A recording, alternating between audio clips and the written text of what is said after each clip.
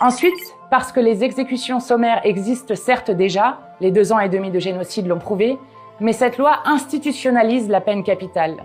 Et ce, alors qu'Israël n'a pas appliqué la peine de mort depuis 1962, lorsque le criminel de guerre nazi Adolf Eichmann avait été pendu. Un recours a été déposé par une ONG israélienne, mais il faut se mobiliser, car des centaines de prisonniers palestiniens risquent d'être exécutés dès la promulgation de cette loi.